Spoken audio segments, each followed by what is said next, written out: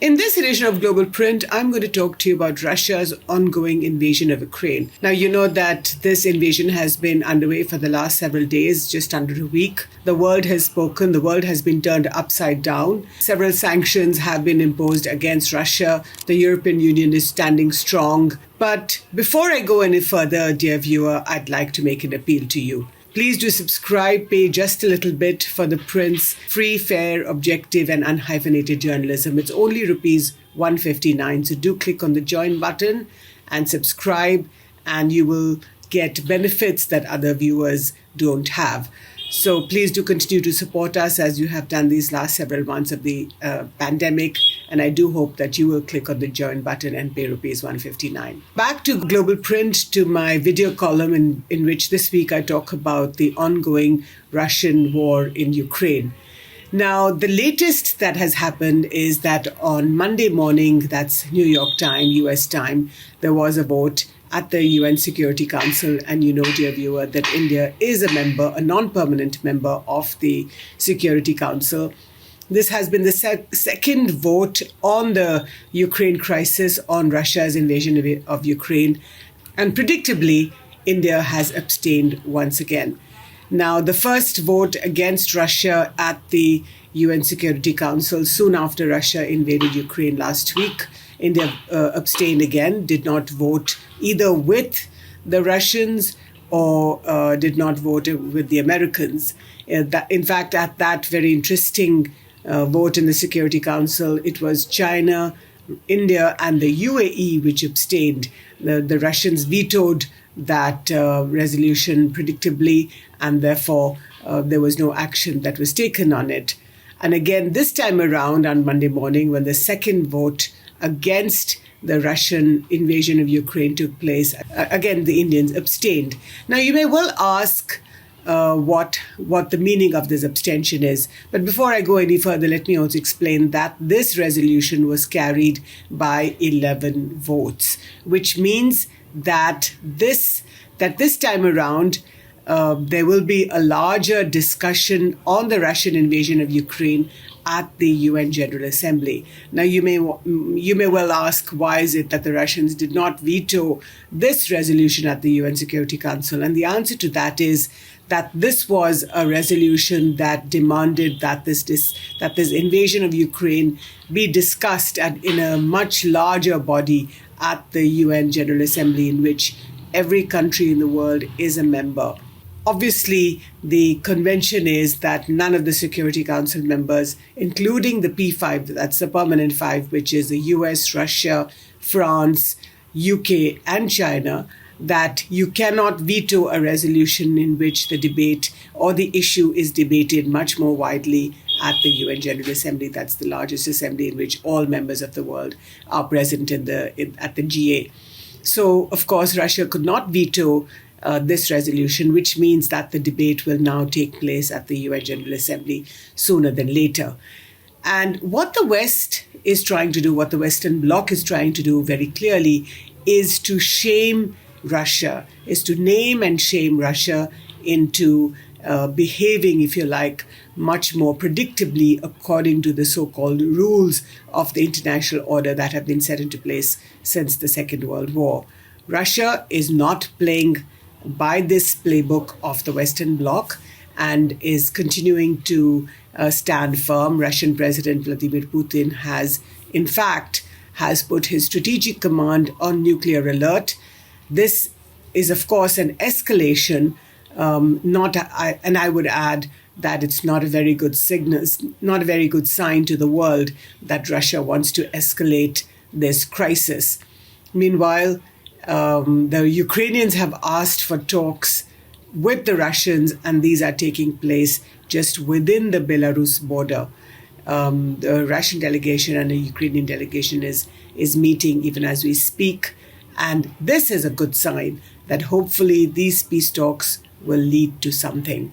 Now, to come back to the UN Security Council vote and to come back to India's abstention second time around. The first time around, we know that India abstained. Like I told you, it was China, India, and the UAE. And India put forward this argument that it wanted peace, that it wanted dialogue, between the warring parties, and that was the only way forward. Informally, of course, we know that India's interests are very squarely, they stand with Russia, because Russia has been an old strategic partner of the Indians. And let's not forget that although trade between India and Russia is under $10 billion, in fact, trade between India and the US is more than 10 times that. But India refused to hang with the Western Bloc, but went along by abstaining, no doubt, at the UN Security Council, but in a way demonstrating that it was going to stand alone and stand upright on its own. And that is a very telling message to both parties, not just the Russians, which means that the Russians cannot take India's support for granted, and certainly not to the Western Bloc.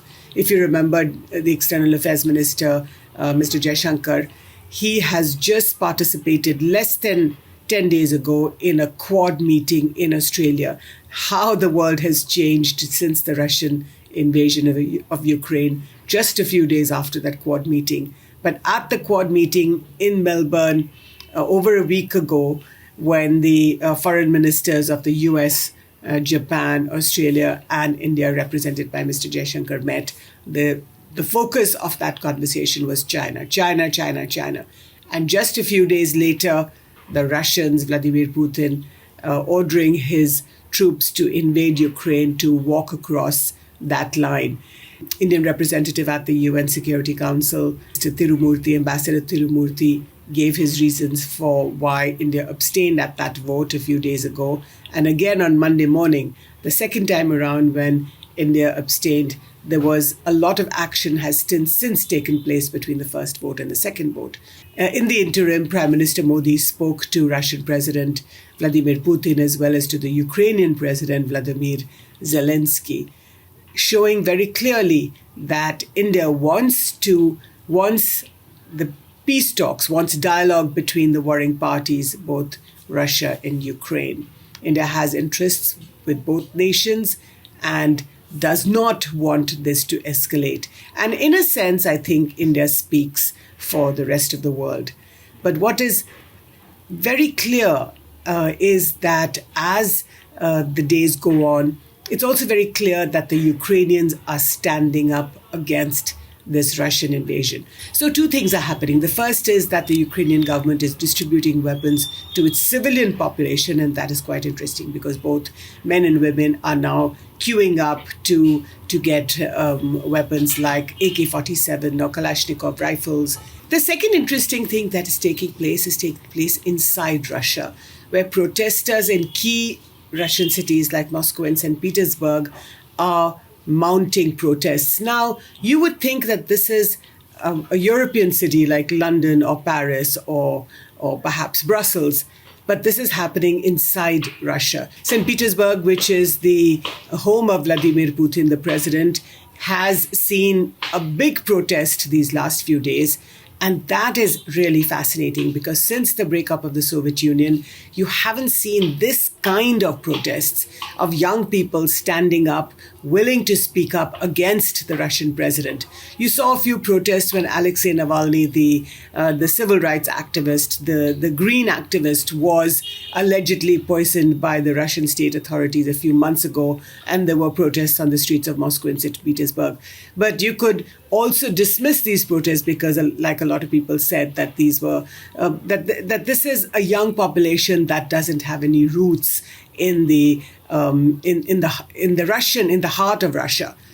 But these protests that you see against the Russian president in St. Petersburg and Moscow, these are much larger. And what do they demonstrate? Do they demonstrate that the Russian president may have lost in touch with his own people? Now, if that is what is happening, if the Russian president Vladimir Putin doesn't come up with some smart ideas and either pull back from Ukraine, or if he doesn't make peace with the Ukrainian authorities, having rammed through his advantage these last several days, if the Russian forces get bogged down further in this escalatory war between Ukrainian forces and Russian forces, then the possibility exists that the president, that Vladimir Putin, may lose the support of his own public.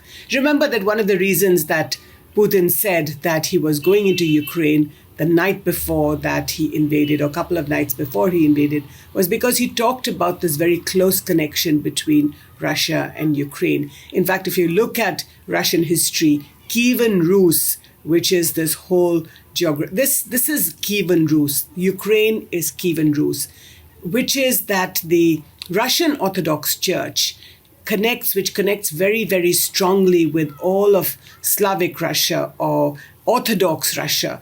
And these are the parts in which the Russian Orthodox Church is very deeply embedded.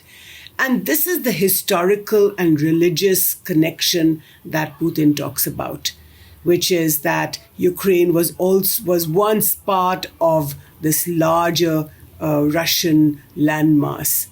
So if Russian forces are going to get bogged down in Ukraine, because the Ukrainian people, not just the civilian defense volunteer force, but Ukrainian forces are going to stand up to the invading Russian forces, then I think Vladimir Putin will have to change his tactics very, very rapidly. He certainly doesn't want to taint his legacy of 22 years. Remember that he's been president and prime minister of Russia for the last 22 years, and that he hasn't given up power precisely because he wants to make Russia a great country again. Perhaps not the superpower of the old, but a power to be reckoned with. And he has done well these last 22 years. Russians today have a much better standard of living compared to Europe. Of course, it's not as great. Compared to them, Russia is still a much poorer country. But what Putin has done these last 22 years, he's made Russia a much, much stronger nation. But if Russian forces are going to get bogged down in this very special place that Putin talks about on the Ukrainian landmass, then the irony of Putin going out to defend the Ukrainians from themselves is telling. And this will definitely taint his legacy. So remember also, dear viewer, that in 2024, Russian elections will be held again, presidential elections. We don't know, of course, whether Putin is going to stand for those elections, but it's very clear. So this invasion of Ukraine, however you want to describe it, of course, the Russians are not going to use these words, but this invasion of Ukraine is going to be the most important event in Vladimir Putin's 22-year-long political career. It will either damage him, or he will emerge from it like a phoenix reincarnated. So the next few days are going to be really important. We will see how the Europeans and the Americans expand their sanctions regime against Vladimir Putin. We know that the SWIFT payment has now been blocked against several Russian entities, including several Russian banks. Although it's important to remember that oil and gas flows from Russia to Western Europe are still continuing. So we will see how the world reacts to these peace talks between Russia and Ukraine that are currently taking place in Belarus. And dear viewer, myself and the rest of the print will be watching this situation in Ukraine and Russia's invasion of it. So do keep watching the print, and do read our stories on the website and tell us what you think.